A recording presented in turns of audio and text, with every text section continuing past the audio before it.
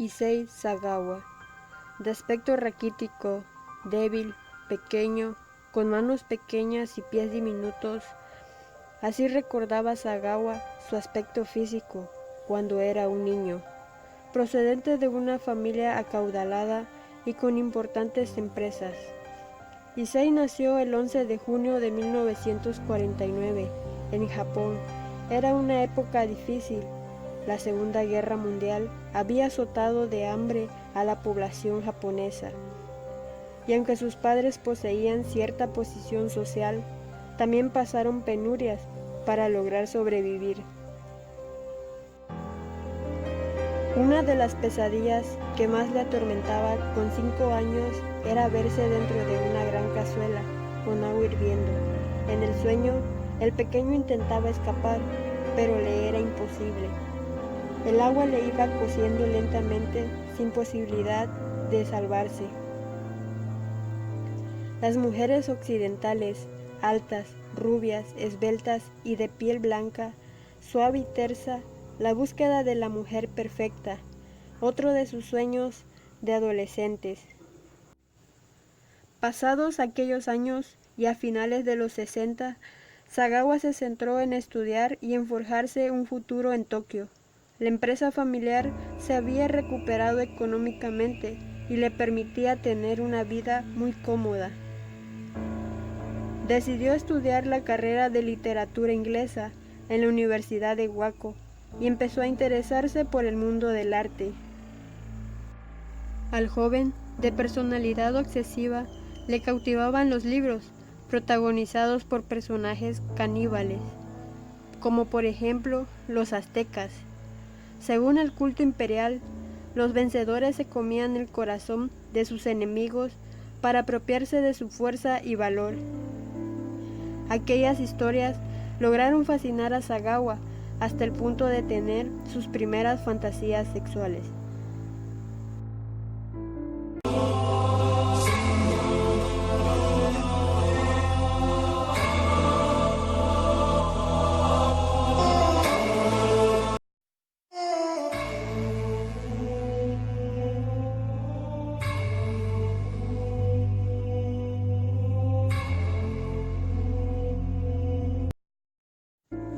Una de las primeras veces que Issei fue consciente de su deseo, dijo esto: cuando me encontré a esta mujer en la calle, me pregunté si podría comerla.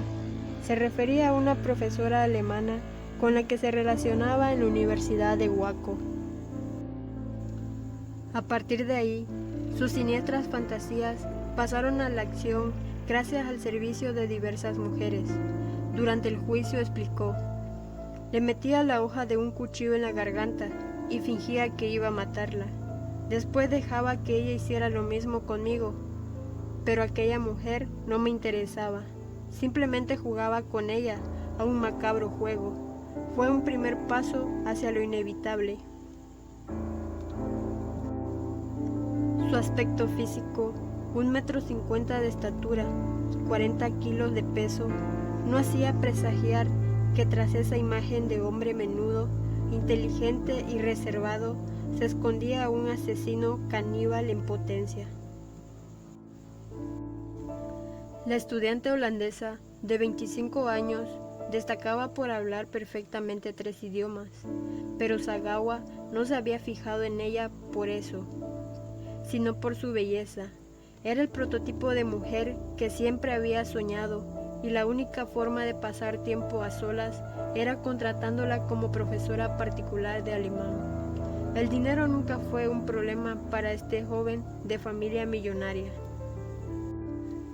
Sagawa y la holandesa congeniaron enseguida. Tenían muchas cosas en común: el arte, la literatura, la poesía. De hecho, Issei intentó conquistarla. La invitaba a conciertos, exposiciones, conferencias y escribía cartas de amor, pero René no le correspondía. La estudiante lo veía como un amigo. Los hechos sucedieron poco a poco. Una de las primeras veces que René vino al apartamento, yo me hice con un revólver y traté de golpearla por la espalda. Ella no se daba cuenta de nada, estaba ya a unos milímetros de su cuerpo. Quise descargarle un culatazo mortal cuando de repente se dio la vuelta y me sonrió. No tuve el coraje de seguir hacia adelante con mi propósito, relató el homicida.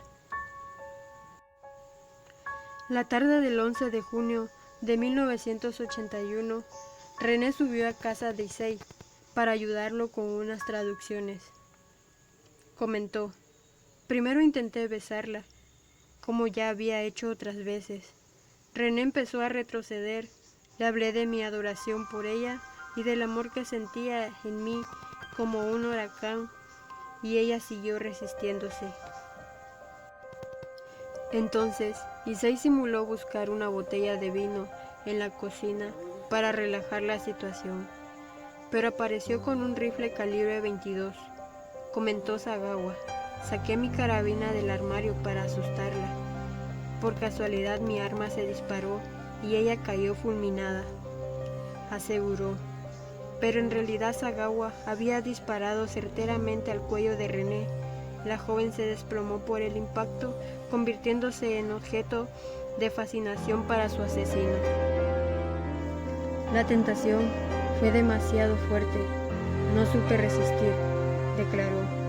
La desnudé y abusé de su cuerpo. Después comencé a cortarla a trozos. En aquel momento pensaba que esa era la mejor manera de esconder su cadáver y de sacarlo de mi casa. Mientras cortaba aquel cuerpo con un cuchillo eléctrico, fotografiaba cada momento. No me gusta matar, pero no encontraba otra forma de comer la carne fresca de esa chica. Por eso tuve que matarla. Empecé a probar con los labios algunos pequeños trozos que ya había separado del resto. Este impulso era más fuerte que yo. Una vez terminé el descuartizamiento, cogí unas partes y las metí en la heladera, y otras las llevé a la cocina y me las freí, aderezándolas con sal y pimienta. Descubrí que tenía un sabor agradable, dulce y delicado, un sabor similar al del atún.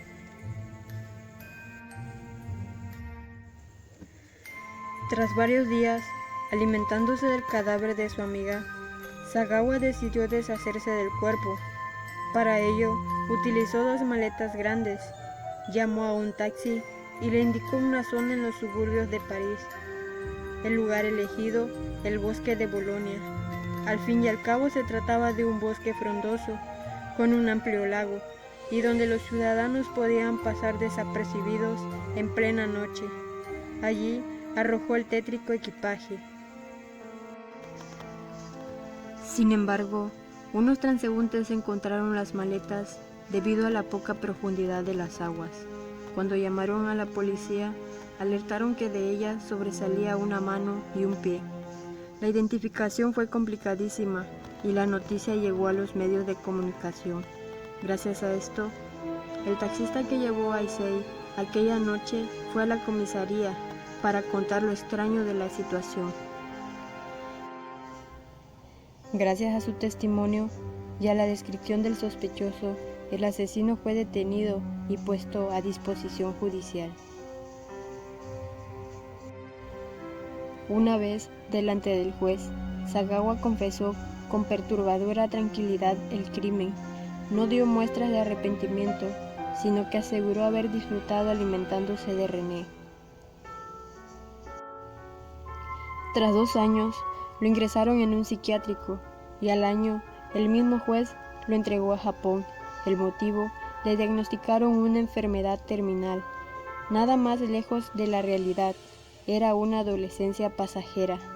Pero el influyente padre de Issei logró traerlo de vuelta a Tokio con la condición de internarlo en un psiquiátrico.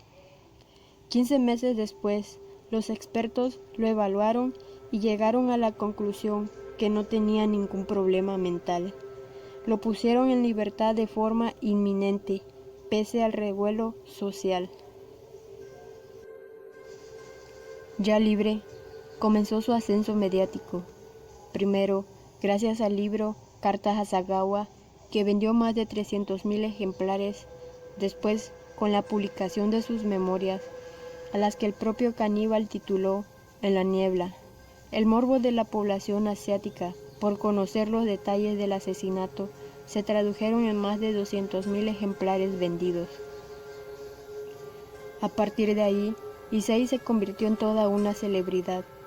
Sus entrevistas y reportajes explotando el crimen y su obsesión por el canibalismo le aportaron importantes ingresos económicos.